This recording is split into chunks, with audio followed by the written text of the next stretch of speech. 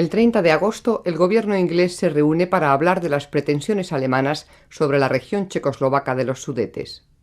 Su decisión es esencial, porque Francia no quiere cumplir sus compromisos con los checos en solitario, y la Unión Soviética solo lo haría en caso de que Francia diera ese paso. El primer ministro inglés, Chamberlain, expone su doctrina. No debemos transmitir a Hitler una amenaza en el sentido de que si invade Checoslovaquia le declararíamos la guerra.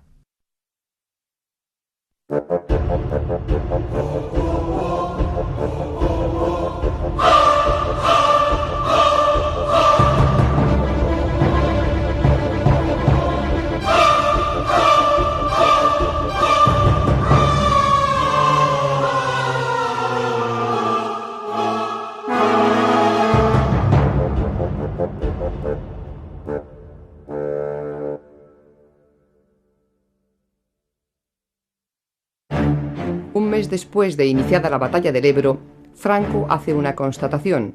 Sus fuerzas están en inferioridad táctica frente a los republicanos, y para remediarlo, decide reforzar aún más sus tropas.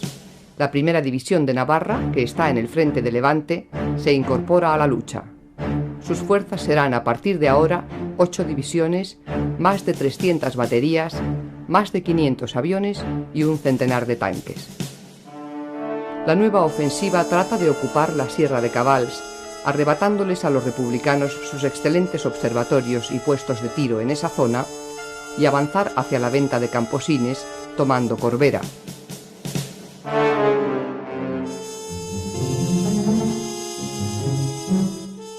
Franco sigue descartando otras maniobras más fáciles. Está empecinado en destruir ese ejército, cuyo aniquilamiento, dice, es necesario para los fines victoriosos de la guerra, y sabe Dios si se habría presentado una ocasión más propicia que la actual.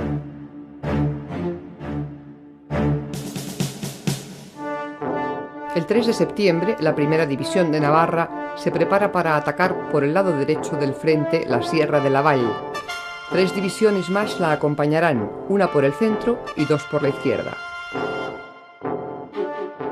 El ablandamiento artillero, en el que se emplean más de 300 piezas, comienza. Es un despliegue que solo tiene parangón con algunas de las más famosas batallas de la Primera Guerra Mundial. Otro bombardeo, allí teníamos un refugio y me quedé a la entrada, no me gustaba esconderme al final. Y ten en cuenta que al tirar las bombas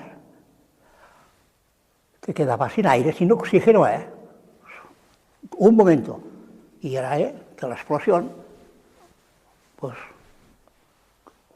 en fin, alejaba el oxígeno que necesitamos nosotros para respirar.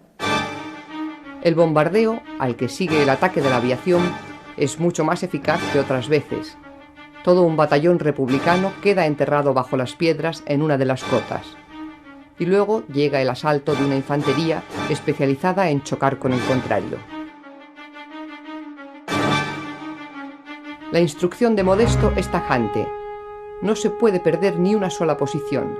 Si la ocupa el enemigo, hay que contraatacar rápidamente, librando a su alrededor cuantas batallas sean precisas, pero asegurando siempre que quede en poder de la República. Las cotas se pierden y se ganan en pocas horas a costa de las bajas que sea preciso.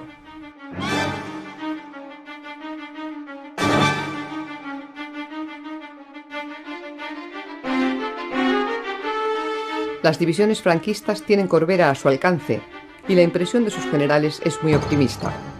Y ese optimismo se acrecienta cuando, tras una lucha feroz, los legionarios de la 18 Bandera toman Corbera a costa de perder un centenar de hombres.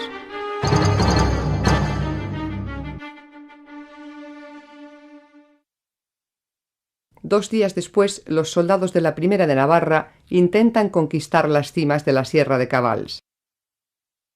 Pero al no conseguir desbordar a los republicanos por la izquierda, los hombres de García Baliño que se adentran por el centro se ven envueltos por un mortal fuego cruzado. No les queda otro remedio que desistir y poner el énfasis en la Sierra de Laval, donde las cotas son mucho más bajas. El general Rojo le cuenta a su amigo, el general Matallana, que es urgente que el ejército de Levante haga lo imposible por ayudarles. un ataque por la zona de la costa o uno en la zona del Bajo Segre podría aliviar la presión. Pedro Mateo Merino ha sido destinado a la recolección de una cosecha en peligro. En su unidad no ha habido ningún brote epidémico ni casos de malnutrición graves. Ahora, gracias a las frutas y legumbres que recogen en la huerta de Mora de Ebro, espera que no les falten las vitaminas que no contienen los alimentos secos y en conserva que les envía Intendencia. Rojo está también disgustado con su aviación. Mientras los franquistas estrenan aparatos de última generación, sus hombres apenas reciben protección. Y no solo eso, sino que, como le reprocha a Hidalgo de Cisneros, jefe de los aviadores republicanos, los ametrallamientos a veces se hacen sobre las líneas propias. La superioridad de la aviación franquista es cada vez más evidente. El héroe de la aviación franquista, Joaquín García Morato, que pilota con su escuadrilla los Fiat italianos, desarrolla a placer su invento de ametrallamiento en cadena. Mientras Yagüe parece convencido de que la batalla se acerca a su fin, García Baliño se muestra pesimista. A su parecer, no hay apenas terreno para la maniobra. Su único consuelo es el desgaste que siguen provocando en el enemigo, que reconoce haber sufrido en esta nueva ofensiva 8.000 bajas. En medio de ese debilitamiento recíproco, el general Rojo duda. ¿Debe continuar la lucha a ultranza o efectuar un repliegue a la orilla norte del río, considerando que la finalidad estratégica que motivó el paso se ha cumplido? Negrín y los comunistas no quieren contemplar esa retirada. Sería un severo golpe moral. Y los militares republicanos y socialistas, descontentos con el devenir de la guerra, podrían aprovechar la circunstancia para arrebatarles la hegemonía que disfrutan. Porque teníamos un sistema de que abandonamos una trinchera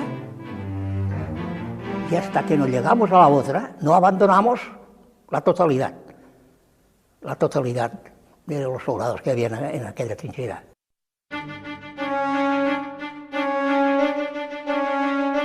Aunque los mandos franquistas dan la ofensiva por fracasada, los combates por las cotas de Cabals prosiguen furiosamente. Y todo ese esfuerzo de vidas para arrebatarles a los republicanos únicamente unos 21 kilómetros cuadrados. Yo nunca pensé salir vivo de allí.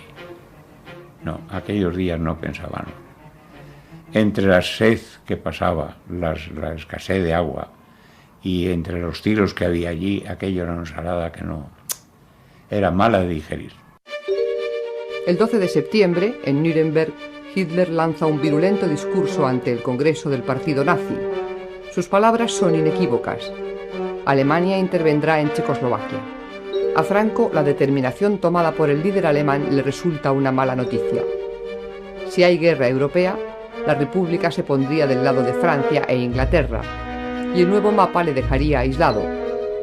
La guerra de España podría dar un vuelco espectacular.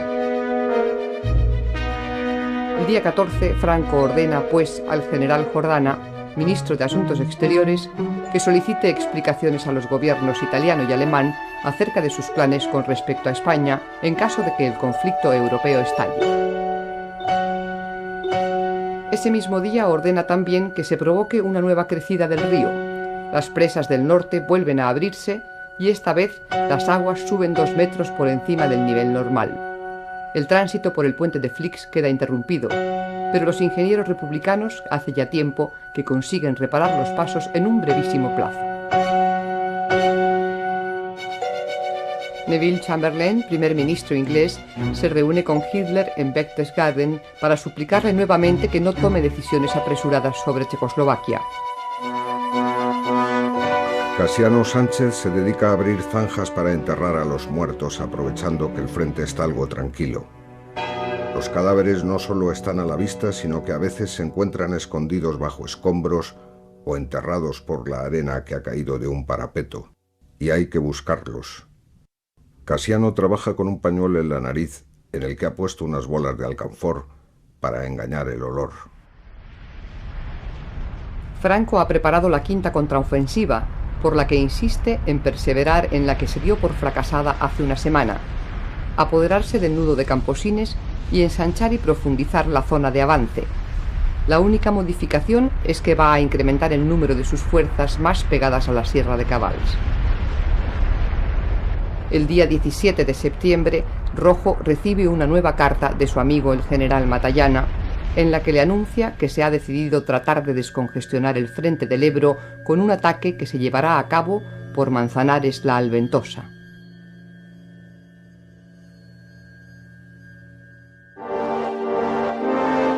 Un día después, en Londres, se reúnen el primer ministro inglés, Chamberlain, y su ministro de Asuntos Exteriores, Lord Halifax, con sus homólogos franceses, Daladier y Bonnet. Les urge tomar una determinación sobre el asunto de Checoslovaquia que no encolerice a Hitler. Mientras esa reunión tiene lugar, García Baliño comienza a primera hora de la mañana el consabido bombardeo. La cota 496, donde está la división internacional que manda Hans Kahle, sufre la preparación artillera más larga y mortífera de toda la batalla del Ebro, desde las 6 de la mañana hasta la 1 de la tarde.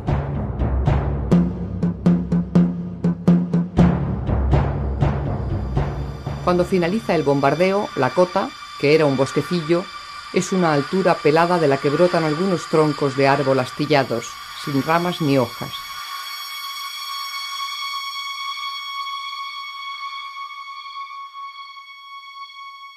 Terminó el bombardeo allí, los pinos que había encima de la montaña aquella, todos estaban a pique.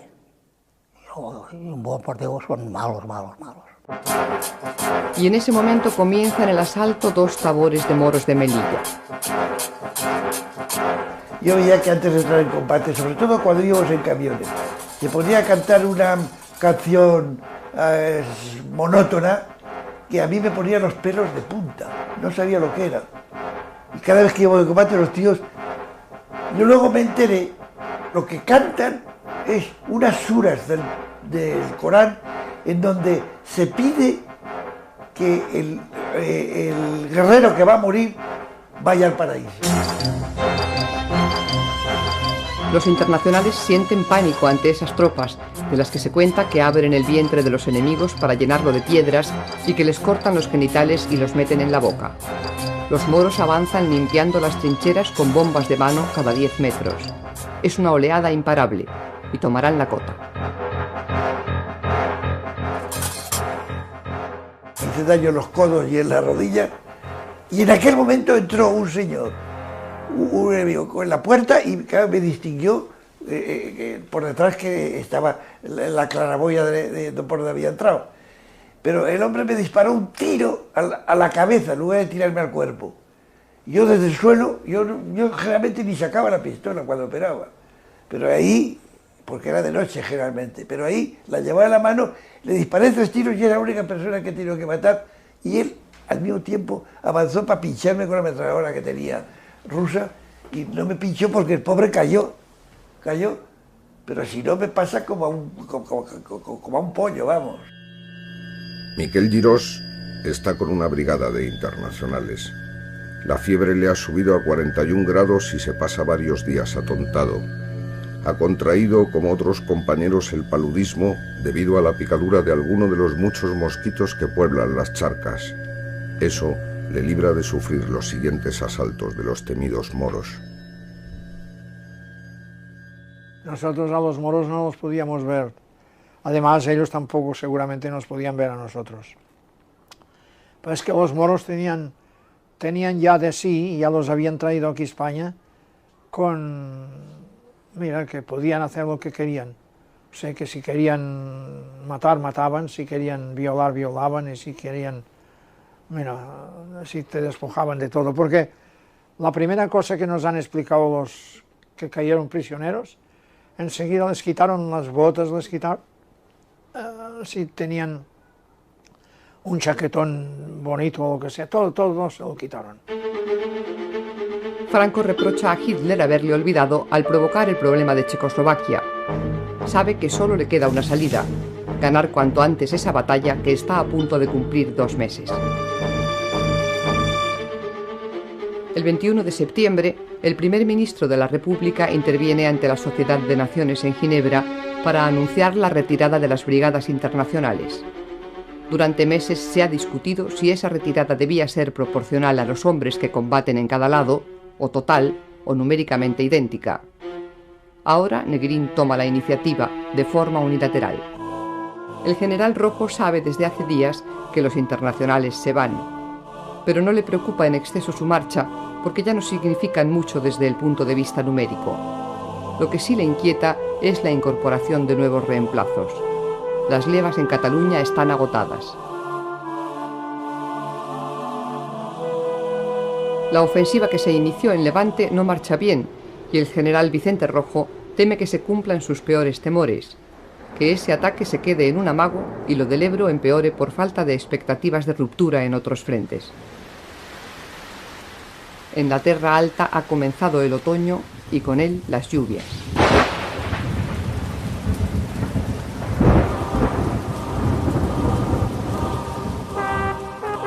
El día 23 es el último en el frente para los brigadistas internacionales, que se despiden resistiendo un poderoso ataque de los tanques y aviones enemigos.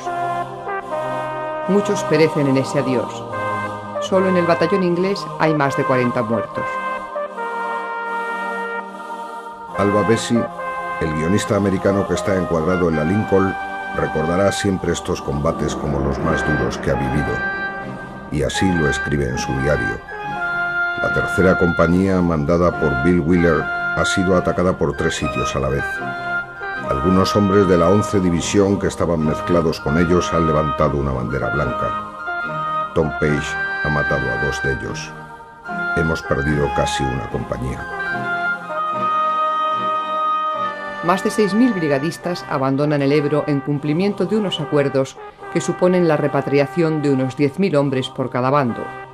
Una repatriación que en el lado franquista de ese frente no se va a hacer notar porque no hay tropas de infantería extranjera, solo de artillería y aviación. Eran internacionales. Luego, al poco tiempo ya empezaron a retirarlos, pero ahí eran internacionales, gente muy buena, gente magnífica.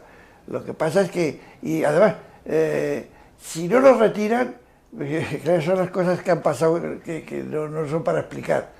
Pues yo no sé lo que hubiese pasado, porque era una punta de lanza de la República, las unidades internacionales, gente muy motivada, muchos de ellos tenían experiencia de guerra, y bueno, era gente muy dura. Valentín González, el campesino, vuelve a asumir el mando de su división, la 46, aunque intenta argumentar para evitarlo que no tiene siquiera uniforme de campaña. Al final, va a resultar que este hombre, al que temen sus soldados, tiene vocación de emboscado, como muchos comentan. El reestreno de El Campesino no puede ser más catastrófico. Su división no cesa de perder terreno, y, mientras sus fuerzas retroceden, él está lejos del frente, con un ataque de miedo, según Lister, que le destituye. Ni Modesto ni Tagüeña le compadecen. También ellos le consideran un cobarde. Campesino era un pirao y además no era ni valiente, era un exaltado y el campesino es otra cosa, ¿verdad? Entre ellos mismos está desacreditado, ¿no? Se marchó a Rusia, lo tuvieron que echar de la Academia Frunze, de donde salió perfectamente instruido Lister. Lister era inteligente, era un cantero, pero era un tío inteligente. Muy duros, bueno, muy duros, es que no podía ser blandos, y si es blando se lo comen. Es el momento de hacer recuento de la ofensiva. 23.000 bajas en el lado franquista y 30.000 en el republicano. La lluvia se adueña de la Terra Alta, y eso, al menos, da un respiro. Los aguaceros impiden la actividad de la aviación y de la artillería, y a nadie se le ocurriría en un frente embarrado utilizar la infantería en solitario. El 27 de septiembre, Chamberlain envía una nota urgente a Mussolini para que medie entre él y Hitler. Los británicos estarían dispuestos a aceptar que los nazis entren en los Sudetes. Manuel Azaña, el presidente de la República, ya no es el hombre deprimido de las últimas semanas. La situación europea le lleva a considerar evidente la conversión de nuestra guerra particular en un capítulo de la más amplia que va a desarrollarse. Hitler convoca a los presidentes francés, británico e italiano a reunirse con él en Múnich el día 29. Ni los checoslovacos ni los rusos son invitados a esa conferencia. Cuando termina el agotador encuentro, el dictador nazi sale eufórico. Todos han aceptado las condiciones que ha impuesto. Los alemanes entrarán en Checoslovaquia. Aún encuentra tiempo Chamberlain para reunirse con Hitler al día siguiente. Los ingleses quieren sondear al dictador alemán sobre la posibilidad de presionar al caudillo para que acepte una paz negociada. Hitler responde con una gran carcajada. La carcajada de Hitler representa el fin de la República Española y el fin de la esperanza de Manuel Azaña en conseguir convencer a las potencias democráticas de que la primera batalla de la guerra europea se va a perder si ingleses y franceses dejan solos a los republicanos. Checoslovaquia, la única democracia de Europa Central amiga de la República Española, ha sido traicionada. El general checo Siroví exclama: «Hemos sido abandonados, estamos solos. La República también está ahora sola». Rojo recibe una segunda mala noticia. La ofensiva republicana de Levante se ha estabilizado definitivamente.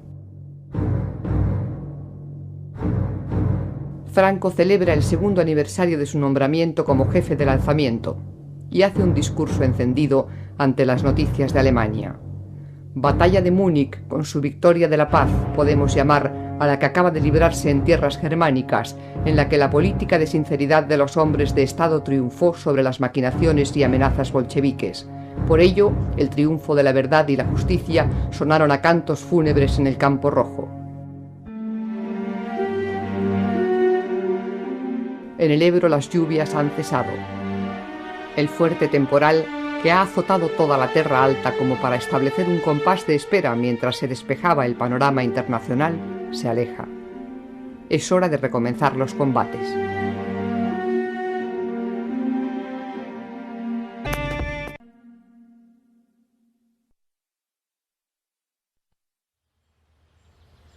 Desde la venta de Camposines, el general Rojo sigue el desarrollo de un nuevo combate que ha comenzado a las 10 de la mañana en este mes de octubre. Como siempre, un derroche de proyectiles que se combina con las oleadas de bombardeo. Piensa que sus hombres han quedado pulverizados. Pero cuando la infantería franquista salta de sus trincheras, en medio del polvo sin despejar, un día más vuelve a escuchar los disparos con que responden sus tropas. Roberto Llanza ha echado de menos la acción los días de lluvia. Entregado a la lectura en una chabola cerca de Corbera, celebra que al fin esta noche los rojos se hayan decidido algo más que amagar. El combate solo dura 2 horas, en medio de una gran oscuridad, y es con bombas de mano y cuerpo a cuerpo, una técnica con la que han recuperado muchas posiciones perdidas. Nuestra especialidad era la noche. Yo por eso, la oscuridad y la noche, yo ya nunca tengo recelo. La noche es para todos, y si sabes moverte en ella, tienes ventaja. O sea que, a mí, la oscuridad ha sido mi salvación. Yo vivo por la oscuridad. Yo no desenfundaba ni la pistola, yo iba al asunto, ¿no? A mover mi gente, ¿no?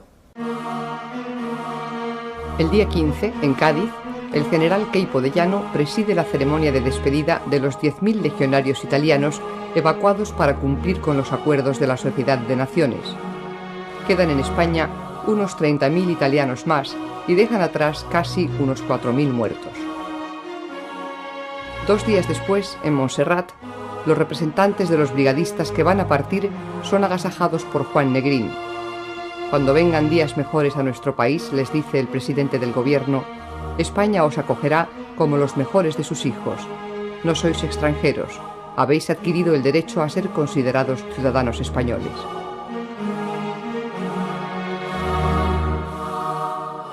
El día 23 de octubre, el caudillo convoca su consejo de guerra. El general Martínez de Campos, jefe de su artillería, expone que, mientras se produce el ablandamiento artillero, los republicanos se ocultan hasta que sobrevenga el asalto de la infantería. Y si, ha dicho García Baliño, la infantería avanzase mientras tanto hasta las posiciones más cercanas al enemigo, de manera que éste no tuviera tiempo de reaccionar.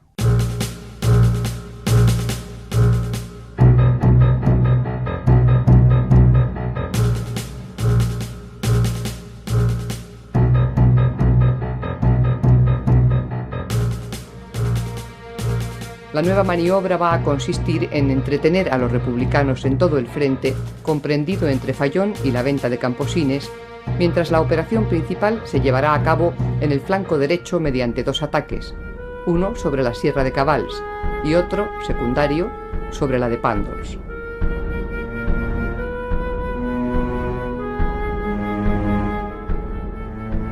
A García Baliño, su responsable, se le confían 5 divisiones, más de 500 cañones, 3 compañías de morteros y 2 agrupaciones de tanques. Más de 50.000 hombres, bien apoyados, se preparan para este empuje que se quiere definitivo. La falta de víveres se hace notar en algunas unidades. Unos soldados no tienen que llevarse a la boca y otros, en cambio, no pasan hambre.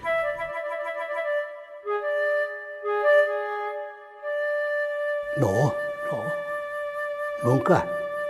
Tirábamos comida nosotros. O sea que la organización, ya sea del mando tal, buena y buena.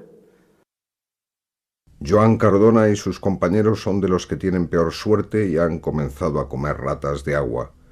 Unas ratas gordas como conejos que hacen a la brasa con una preparación especial de hierbas. Es un gran descubrimiento gastronómico, especialmente interesante cuando se interrumpe el suministro. Pero yo creo que una vez que tuve maneras de pesarme, había adelgazado 30 kilos, no 30, pero 15 kilos, sí, una cosa así. Pero de miedo, que también adelgaza el miedo. A Modesto no le cabe duda de que va a haber otra gran ofensiva, y los soldados se afanan en jornadas agotadoras. Se plantan minas en los campos, se tienden alambradas, se cavan zanjas y se construyen nidos de ametralladoras.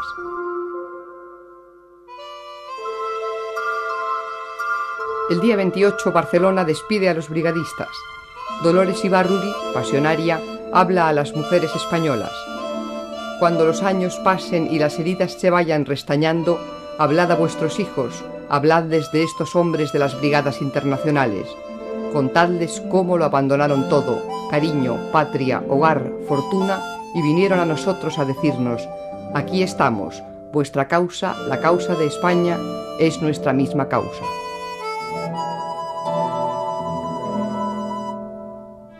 Y añade: podéis iros con orgullo, pues sois historia, sois leyenda, sois ejemplo heroico de solidaridad y universalidad de la democracia.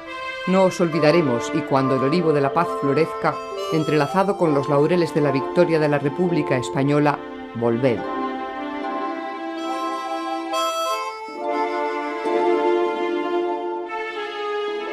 Milton Wolfe es el jefe de la brigada americana conocida como la Lincoln.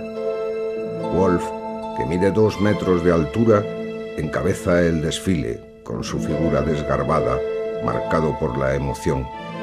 Nunca olvidará a España y los camaradas muertos.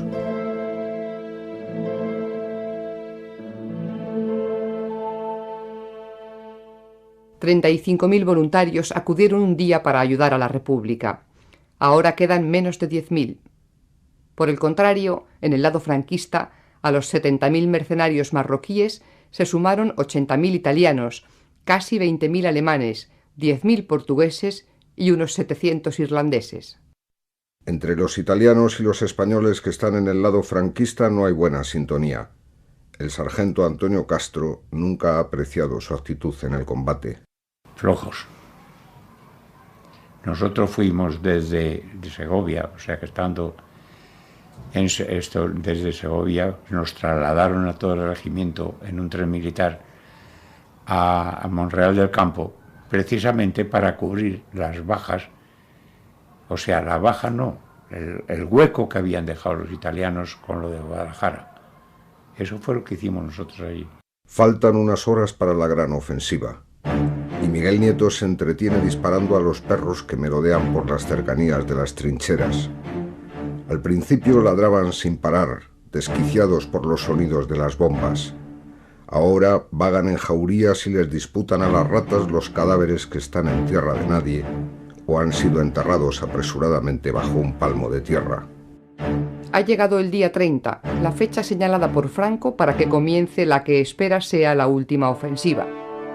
Su puesto, desde la primera hora, está en el Col del Moro. Cada batería tiene designado el objetivo a castigar en una fotografía panorámica. El frente que cubren no llega a los 2 kilómetros y hay un cañón cada 7 metros. A las 6 de la mañana todos disparan al tiempo. Lo harán así durante 3 horas. Jesús Latorre es un vasco de Murguía que pertenece a una batería alemana. Dispara un cañón del 88 y hace tiro directo contra las trincheras republicanas. Porque empezaron a escapar ya, nosotros tiramos, entonces el general Yago nos mandó tirar nosotros de Bou a tiro fijo, encima de las trincheras. Nosotros a 2 metros de altura de las trincheras, allí explotaban las balas nuestras, eran unas balas así de grandes.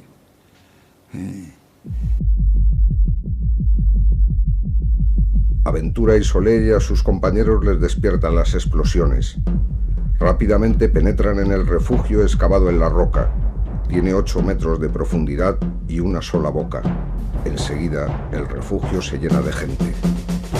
Bajo este fuego, la primera de Navarra salta de sus posiciones para superar a la carrera los 400 metros que le separan de la barranca de Cabals. Allí, a menos de 100 metros de las posiciones enemigas, se detienen y protegen a la espera de que finalice el bombardeo. Cuando revientan las últimas granadas, saltan de sus refugios y se lanzan sobre las crestas. En pocos minutos llegan a sus objetivos y a base de bombas de mano y armas blancas ocupan las trincheras y las cuevas de las que van saliendo, aún aturdidos por las explosiones, los republicanos. Más de 500 defensores caen prisioneros, mientras otros tantos mueren reventados por las granadas o pasados a cuchillo.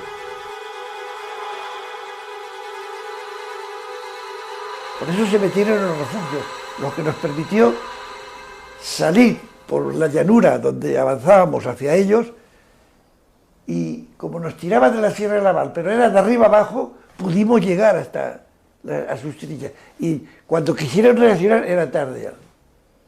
Por eso tuvieron tantas bajas y cogimos tantos prisioneros. Los franquistas van tomando con rapidez las cotas más importantes y abriendo una brecha que llega a los 9 kilómetros. En unas horas, todo el terreno limitado por la carretera de Gandesa a Tortosa y la de Pinel a Benissanet está bajo su control. Desde arriba, la aviación continúa con su trabajo.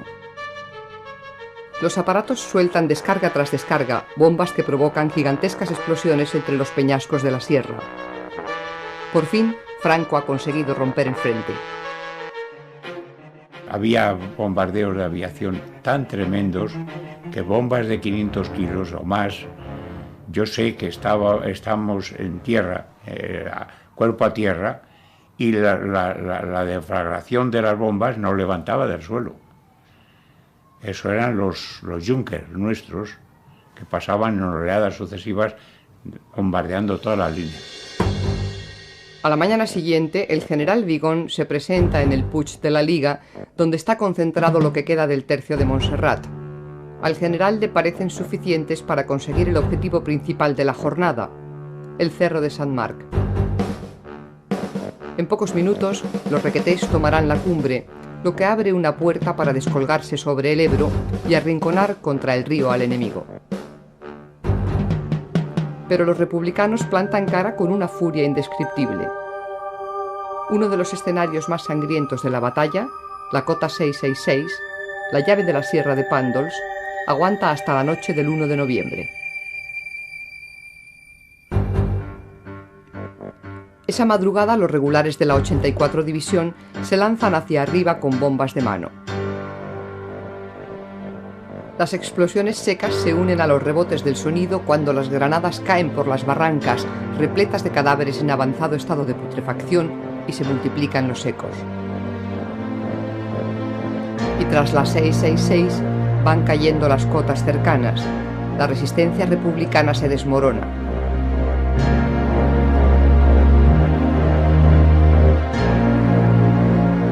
El quinto cuerpo de ejército de Lister ha sido derrotado y Modesto intenta recomponer el desastre, rehaciendo las líneas. El día 4 los franquistas alcanzan las orillas del Ebro en 2 puntos. Pero el general Fidel Dávila se da cuenta de que el enemigo trata de restablecer su línea entre Camposines y Mora y manda a García Baliño atacar la Sierra del Esperles y bajar luego hasta el Ebro sobre la carretera de Camposines para ocupar las márgenes del río entre Mora y Ascó. La 74 División ocupa Miravet y enlaza con la 105 en Xerta. El general Rojo recaba el visto bueno de Negrín para iniciar una operación en el Segre. Estamos obligados a agotar todos los recursos para estar tranquilos de haber apoyado a este ejército cuanto nos ha sido posible. El primer ministro le da su autorización. Mientras, los franquistas ordenan de nuevo abrir las compuertas de Camarasa, pero esta vez el agua no sube tanto como para impedir el paso de las tropas. Rojo teme que se pierdan Benissanet e incluso Mora. Eso haría que solo quedase en poder de su ejército una reducida cabeza de puente. Un creciente desaliento le invade. Y en efecto, la primera división de Navarra, mandada por el coronel Moro Micián, toma Benissanet el 6 de noviembre. Sus ametralladoras ya tienen a tiro Mora de Ebro, y la carretera de Camposines queda prácticamente en poder de sus unidades. Modesto comprende que un repliegue es obligado, y Rojo no espera mucho del ejército del Este. Sin embargo, sus hombres cruzarán el Segre y atacarán la bolsa franquista de Serós. Joan Cardona es uno de los que hace ese cruce.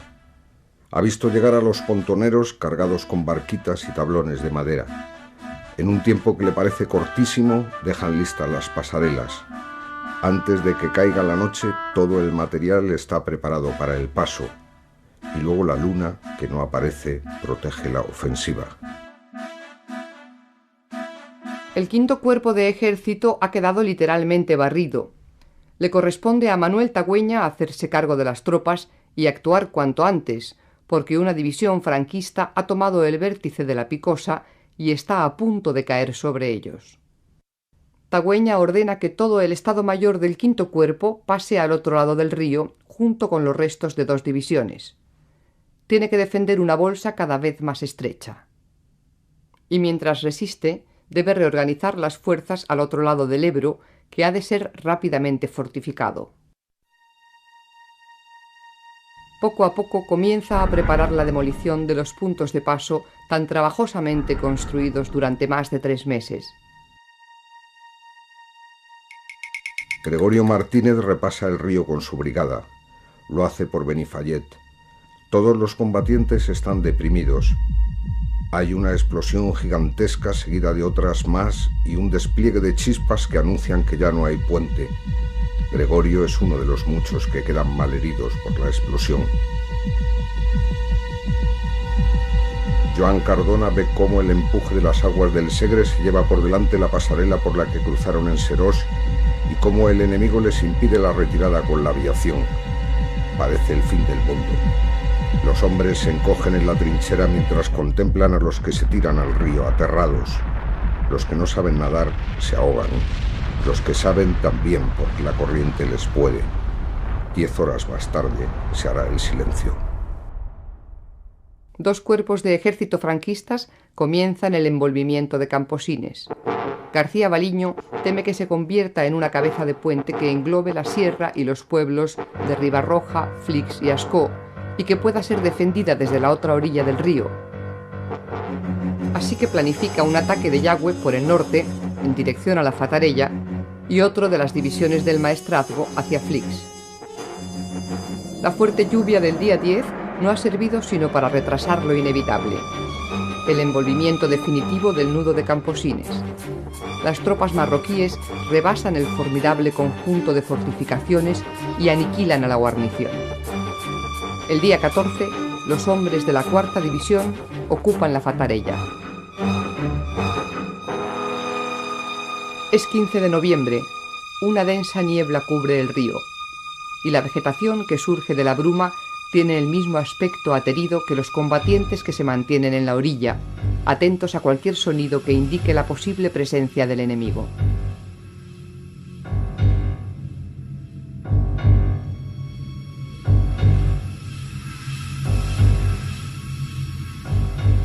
Tagüeña quiere repasar el Ebro con los miles de hombres y el material restante sin cometer errores. A su favor tiene una circunstancia meteorológica, la niebla, una táctica, el enemigo ha perdido contacto con sus vanguardias, y una estratégica, el excelente estado de los principales medios de paso. El puente de hierro de Flix está en perfectas condiciones y hay junto a él varias compuertas. En Ribarroja, Flix y Ascó esperan camufladas 3 pasarelas que pueden tenderse en cuanto llegue la noche. Y además hay una gran concentración de barcas.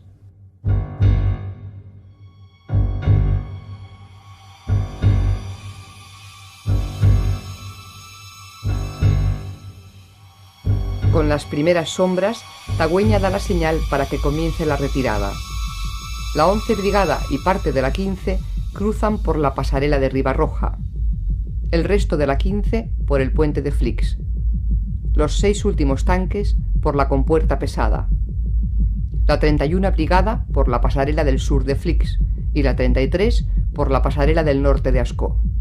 La 13 Brigada, formada exclusivamente por españoles desde el final de septiembre, es quien está cubriendo el paso de todos los demás.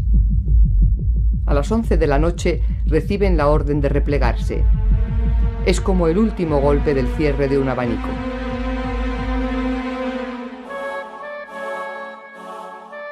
Los hombres cruzan el puente de Flix sin apresurar el paso. Saben que son los últimos, los que han cubierto las espaldas de sus compañeros.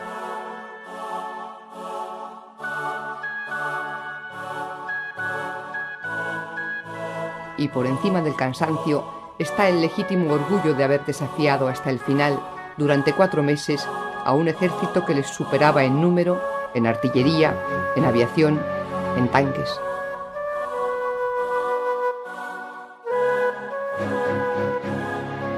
La luna, en cuarto creciente, apenas hace notar su presencia.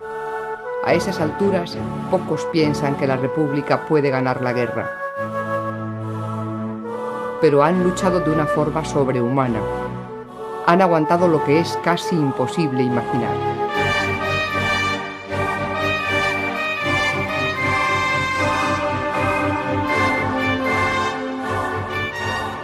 Hacia el río no fue una desbandada.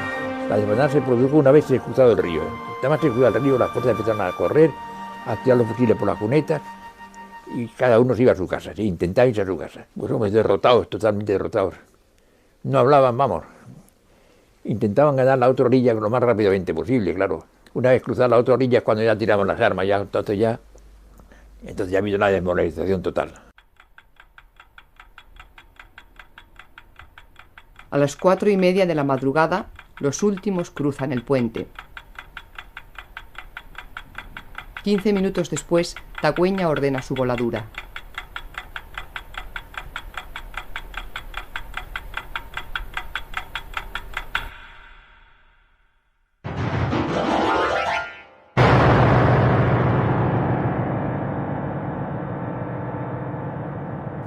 Yo creía que tenía tiempo de pasar y salí.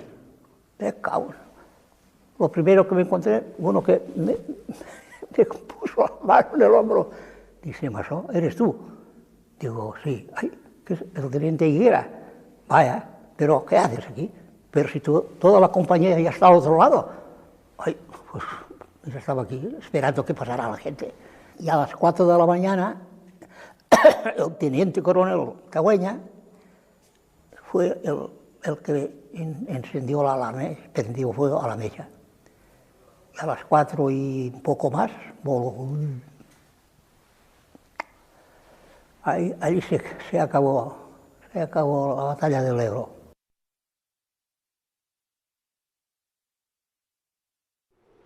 El destino de la República se ha jugado allí, en esa batalla que Rojo comenzó para distraer al enemigo que acosaba a Levante y que Franco convirtió en una cuestión de prestigio. 130.000 hombres de ambos lados han quedado heridos o muertos entre las viñas, los olivos, los picos desnudos, las escarpaduras o las vegas de la Terra Alta. De cuando en cuando, un estampido anuncia que la guerra no ha terminado, pero durante unos días solo se oye el río.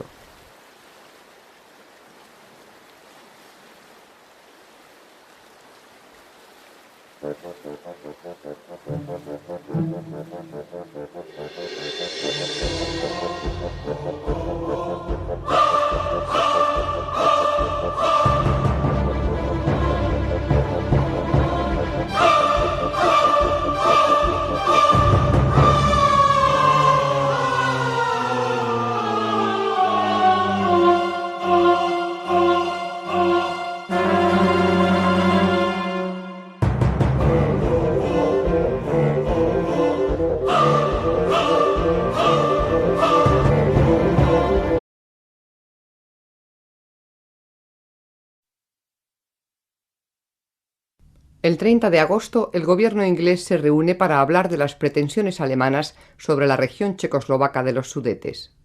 Su decisión es esencial, porque Francia no quiere cumplir sus compromisos con los checos en solitario, y la Unión Soviética solo lo haría en caso de que Francia diera ese paso. El primer ministro inglés, Chamberlain, expone su doctrina. No debemos transmitir a Hitler una amenaza en el sentido de que si invade Checoslovaquia le declararíamos la guerra.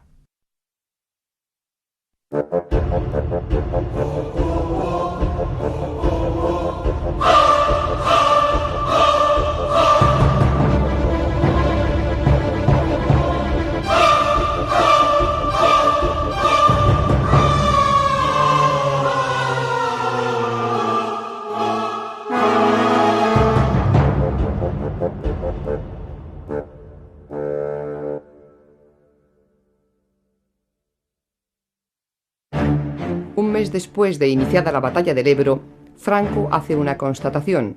Sus fuerzas están en inferioridad táctica frente a los republicanos, y para remediarlo, decide reforzar aún más sus tropas.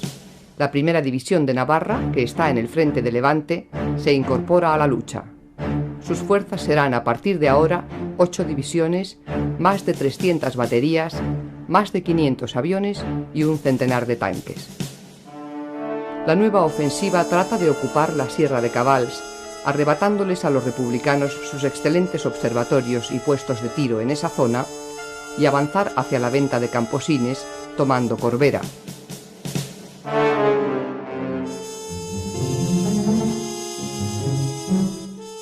Franco sigue descartando otras maniobras más fáciles. Está empecinado en destruir ese ejército, cuyo aniquilamiento, dice, es necesario para los fines victoriosos de la guerra, y sabe Dios si se habría presentado una ocasión más propicia que la actual.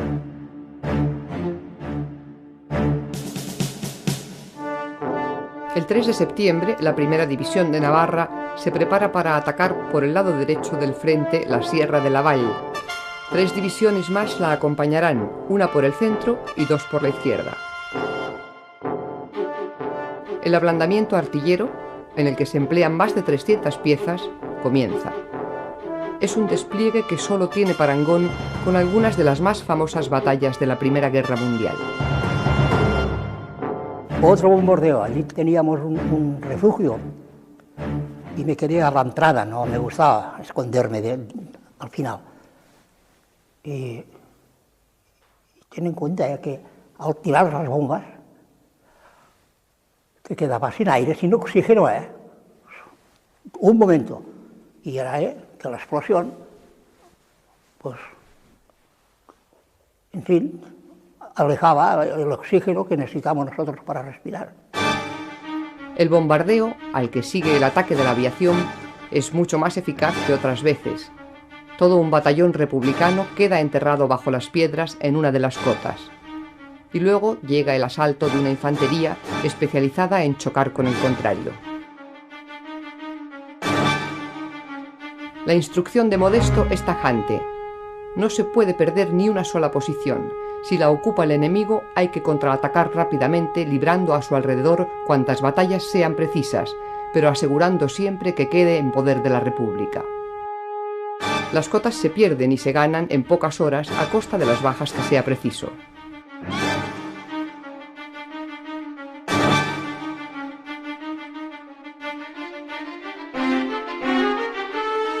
Las divisiones franquistas tienen Corbera a su alcance y la impresión de sus generales es muy optimista.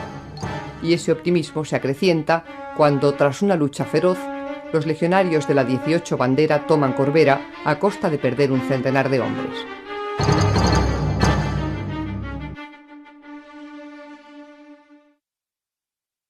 Dos días después, los soldados de la Primera de Navarra intentan conquistar las cimas de la Sierra de Cabals.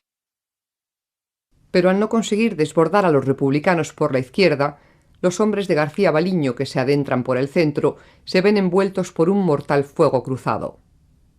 No les queda otro remedio que desistir y poner el énfasis en la Sierra de Laval, donde las cotas son mucho más bajas. El general Rojo le cuenta a su amigo, el general Matallana, que es urgente que el ejército de Levante haga lo imposible por ayudarles. Un ataque por la zona de la costa o uno en la zona del Bajo Segre podría aliviar la presión. Pedro Mateo Merino ha sido destinado a la recolección de una cosecha en peligro. En su unidad no ha habido ningún brote epidémico ni casos de malnutrición graves.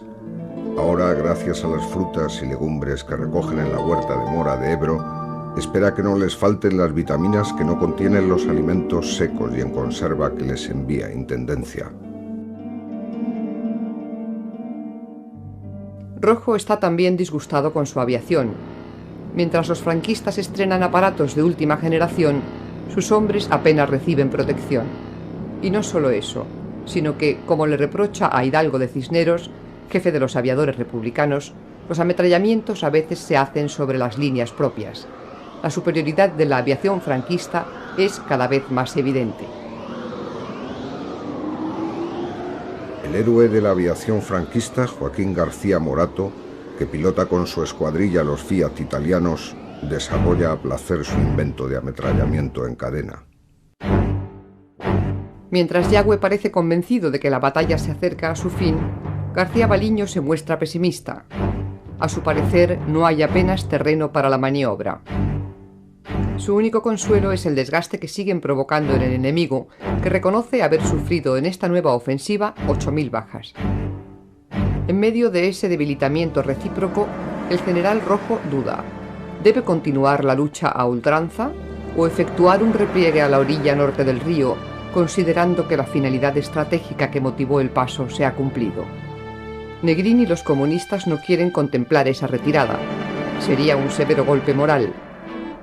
Y los militares republicanos y socialistas, descontentos con el devenir de la guerra, podrían aprovechar la circunstancia para arrebatarles la hegemonía que disfrutan.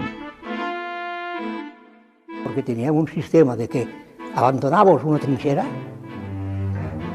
y hasta que nos llegamos a la otra no abandonamos la totalidad de los soldados que habían en aquella trinchera.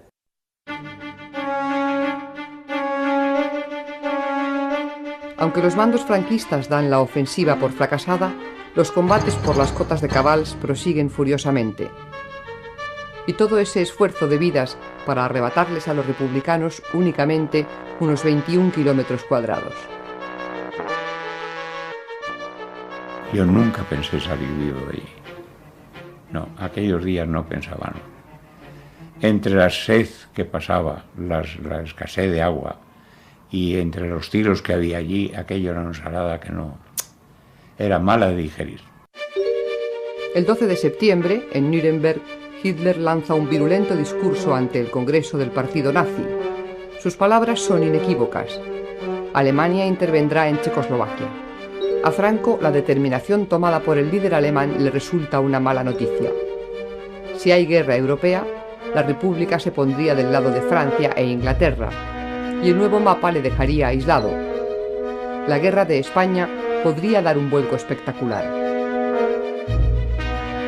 El día 14, Franco ordena, pues, al general Jordana, ministro de Asuntos Exteriores, que solicite explicaciones a los gobiernos italiano y alemán acerca de sus planes con respecto a España en caso de que el conflicto europeo estalle. Ese mismo día ordena también que se provoque una nueva crecida del río. Las presas del norte vuelven a abrirse y esta vez las aguas suben 2 metros por encima del nivel normal. El tránsito por el puente de Flix queda interrumpido, pero los ingenieros republicanos hace ya tiempo que consiguen reparar los pasos en un brevísimo plazo. Neville Chamberlain, primer ministro inglés, se reúne con Hitler en Berchtesgaden para suplicarle nuevamente que no tome decisiones apresuradas sobre Checoslovaquia. Casiano Sánchez se dedica a abrir zanjas para enterrar a los muertos, aprovechando que el frente está algo tranquilo. Los cadáveres no solo están a la vista, sino que a veces se encuentran escondidos bajo escombros o enterrados por la arena que ha caído de un parapeto, y hay que buscarlos. Casiano trabaja con un pañuelo en la nariz, en el que ha puesto unas bolas de alcanfor para engañar el olor. Franco ha preparado la quinta contraofensiva, por la que insiste en perseverar en la que se dio por fracasada hace una semana, apoderarse del nudo de Camposines y ensanchar y profundizar la zona de avance. La única modificación es que va a incrementar el número de sus fuerzas más pegadas a la Sierra de Cabals. El día 17 de septiembre, Rojo recibe una nueva carta de su amigo el general Matallana, en la que le anuncia que se ha decidido tratar de descongestionar el frente del Ebro con un ataque que se llevará a cabo por Manzanares la Alventosa.